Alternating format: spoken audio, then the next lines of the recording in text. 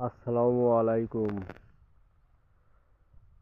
কুল হুয়াল্লাহু আহাদ আল্লাহুস সামাদ লাম ইয়ালিদ ওয়া লাম ইউলাদ কুফুয়ান আহাদ। সূরাটা যদি কোনো ভুল হয়ে থাকে সবাই কমেন্ট বক্সে জানাবেন, সঠিক হলেও জানাবেন। ইনশাআল্লাহ আমি ভুল হলে আল্লাহর কাছে